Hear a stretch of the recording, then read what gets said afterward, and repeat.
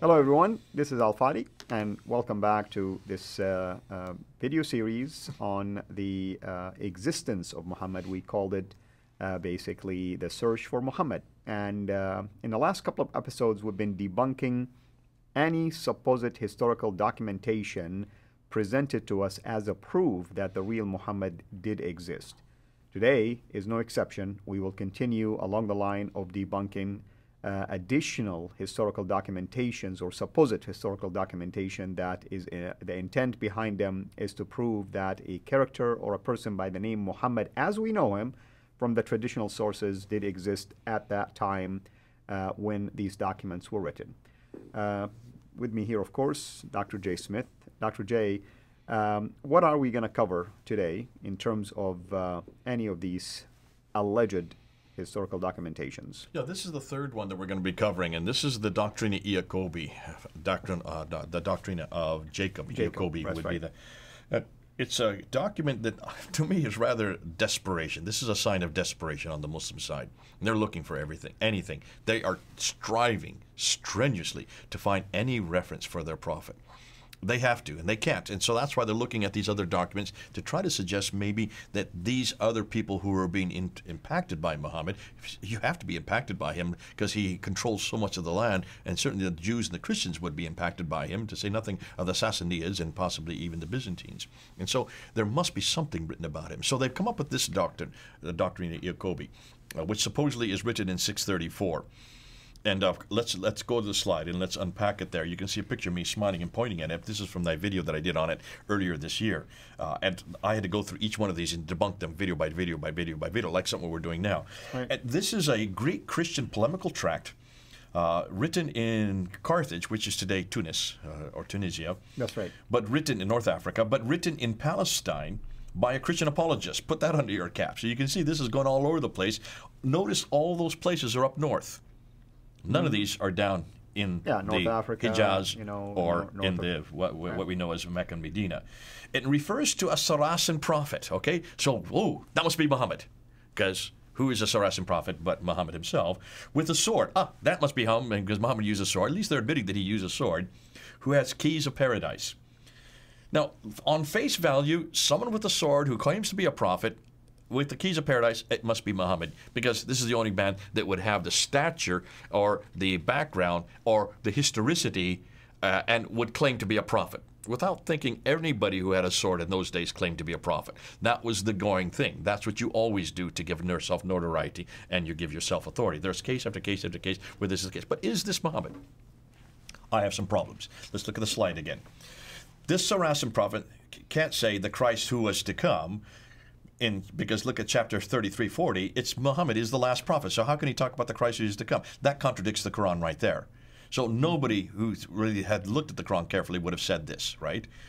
This is talking about the second coming of Christ, that of course any Christian would have said, but not a Muslim, if there were any Muslims that early.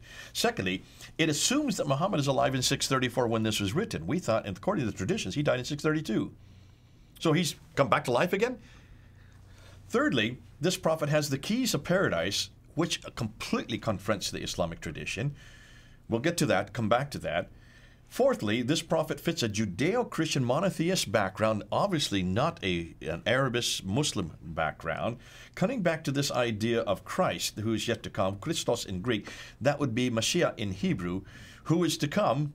No, hold on a minute, that cannot be Muhammad, because you can see the difficulty of that.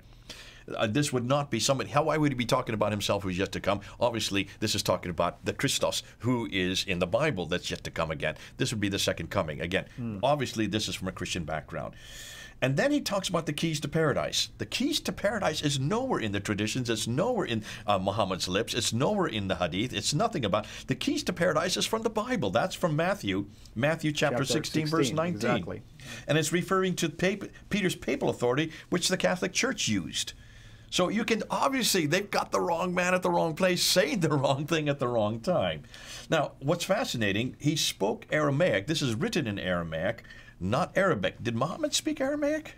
Well, I mean, our friends are upset with us that Jesus is not speaking Aramaic. Yes, but at least Jesus was in an environment that spoke Aramaic. That's right. There were no Jews in Medina or in Mecca. There would be no Aramaic down that far south. The only Aramaic that we know that would be closer would be Nabatean Aramaic, and that's 600 miles further north. So you've got the wrong man speaking the wrong language on top of that. Now, it also mentions, and this is what's fascinating, Muhammad would have not known Aramaic. Also, the Jews who are speaking that this is about would not have known Arabic. Not this Arabic, because they're too far north. So can you see, in every case, linguistically, theologically, historically, and even with the character himself referring to this idea of this Christ that's yet to come, that confronts in every notion the Islamic traditions. So in their desperation to find somebody, they didn't bother to unpack what this man was saying or what the track was saying in this case. So what's the conclusion? Let's go back to the slide. There is no reference to the name Muhammad, first of all. It's just a prophet.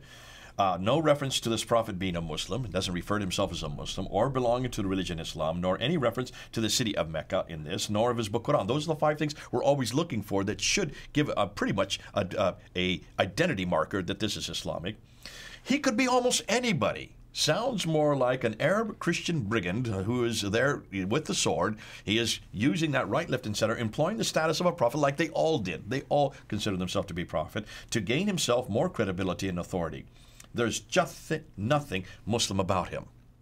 Now, before we move on to the next category, which is looking at the Quran, I want to talk about one other piece of document, and that's the writings of Sabaeus.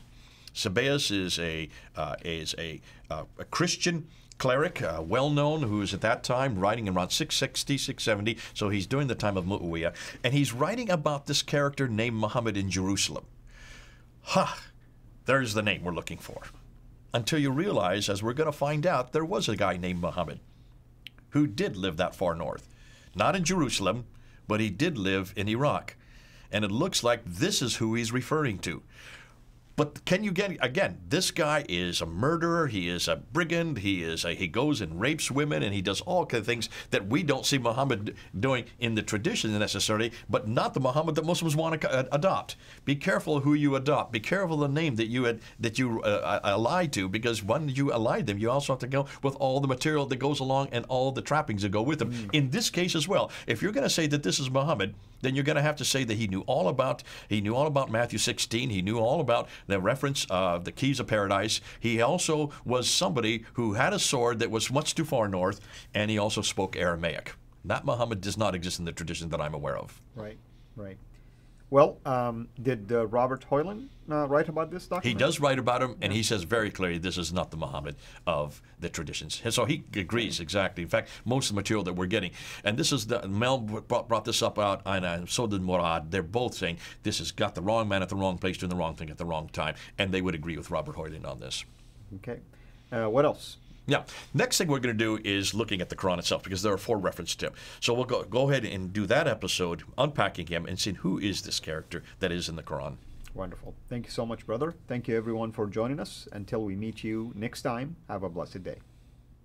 Thank you so much for taking the time to watch this video. We can't make these quality videos without the help of partners like you. So please consider becoming a Patreon supporter today at patreon.com/CIRA International. I want to make sure you always get notified when we release a new video, so please click the bell to be notified, and of course, make sure to subscribe to this channel. If this video was helpful to you, please click the thumbs up. Thank you.